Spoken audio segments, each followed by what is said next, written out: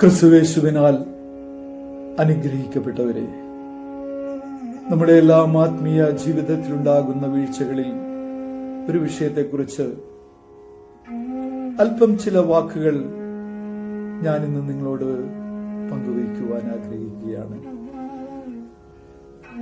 എഫേസ്യ ലേഖനം 4-ാം അധ്യായത്തിന്റെ 29-ാമത്തെ വാക്യം, കേൾക്കുന്നവർക്ക് കൃപ ലഭിക്കേണ്ടതിന് ആവശ്യം പോലെ ആത്മീയ വർധനയ്ക്കായി നല്ല വാക്കല്ലാതെ ആകാത്തതൊന്നും നിങ്ങളുടെ വായിൽ നിന്ന് പുറപ്പെടരുത്.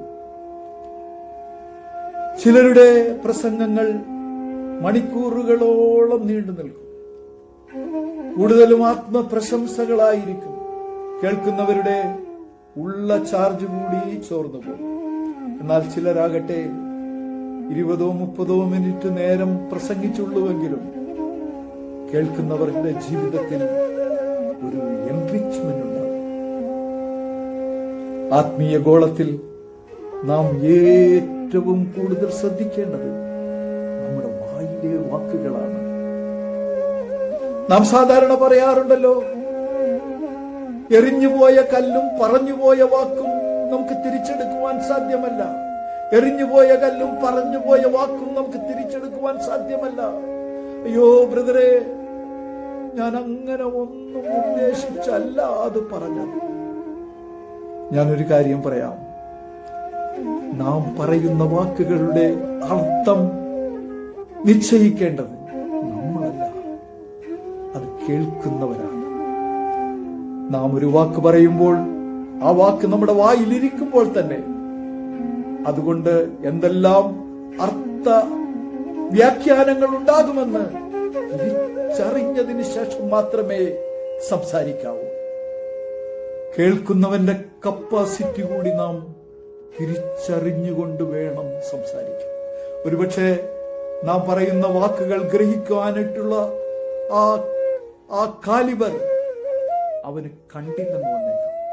അങ്ങനെയുള്ളവരെ കൂടി ചേർത്ത് നിർത്തിക്കൊണ്ട് അവർക്ക് കൂടി സന്തോഷമുളവാക്കുന്ന വാക്കുകളെ നാം സംസാരിക്കണം. നേതൃസ്ഥാനങ്ങളിൽ ഇരിക്കുന്നവർ പ്രത്യേകം ഈ കാര്യങ്ങളെ ശ്രദ്ധിച്ച് അവരുടെ നേതൃത്വം മികവുറ്റതായി തീരും.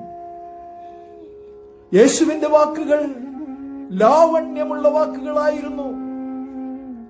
സഭയിലും സമൂഹത്തിലും കുടുംബങ്ങളിലുമുള്ള പ്രശ്നങ്ങൾക്ക് കാരണം നമ്മുടെ വായിലെ വാക്കുകളാണ്. ഹൃദയത്തിൽ കയ്പും വായിൽ തേൻ പുരട്ടിയ വാക്കുകളും സംസാരിക്കുന്നവരെ ദൈവം വെറുക്കുന്നു. ഹൃദയം നിറഞ്ഞു തുളുമ്പുന്നതാണ് വായി സംസാരിക്കുന്നത്. ഒരുപക്ഷെ പെട്ടെന്നൊരു മോശം വാക്ക് നമ്മുടെ വായിൽ നിന്ന് വന്നുപോയാൽ നാം ക്ഷമ ചോദിക്കണം. മനുഷ്യര് ക്ഷമിച്ചില്ലെങ്കിലും ദൈവം ക്ഷമിക്കും. ആരോടും റഫായിട്ട് സംസാരിക്കും. നാം ഒരാളെ വളരെ റാഷായിട്ട് വഴക്ക് പറഞ്ഞാൽ അത് നാം അയാളെക്കാൾ മുകളിലാണ് എന്ന ചിന്ത നമ്മെ ഭരിക്കുന്നത് കൊണ്ടാണ്. അത് അഹങ്കാരത്തിന്റെ ലക്ഷണമാണ്. നമ്മളെക്കാൾ മുകളിലിരിക്കുന്ന ഒരാളോട് അങ്ങനെ റാഷായിട്ട് സംസാരിക്കുമോ? ഇല്ല.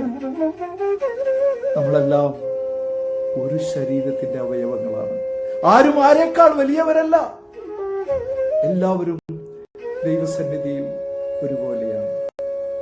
അഹങ്കാരികളോട് ദൈവം എതിർത്ത് നിൽക്കുന്നു. താഴ്മയുള്ളവനെ അവൻ കടാക്ഷിക്കുന്നു. എന്തിനാണ് വെറുതെ നാം ദൈവത്തിന്റെ എതിരാളികളായി തീരുന്നത്? എന്തിനാണ് വെറുതെ ദൈവത്തിന്റെ കൃപാകടാക്ഷങ്ങളെ നാം നഷ്ടമാക്കുന്നത്? നമുക്ക് കേൾക്കുന്നവർക്ക് കൃപ ലഭിക്കുന്ന വാക്കുകളെ സംസാരിക്കാം. എനിക്ക് കൃപ ലഭിക്കുന്ന വാക്കുകളല്ല, കേൾക്കുന്നവർക്ക് കൃപ ലഭിക്കുന്ന വാക്കുകളെ സംസാരിക്കാം. കേൾക്കുന്നവർക്ക് ആശ്വാസം പകരുന്ന വാക്കുകളെ സംസാരിക്കാം. കേൾക്കുന്നവർക്ക് ആത്മീയ വർധനമുണ്ടാക്കുന്ന വാക്കുകളെ സംസാരിക്കാം. ദൈവം നമ്മെ അനുഗ്രഹിക്കും.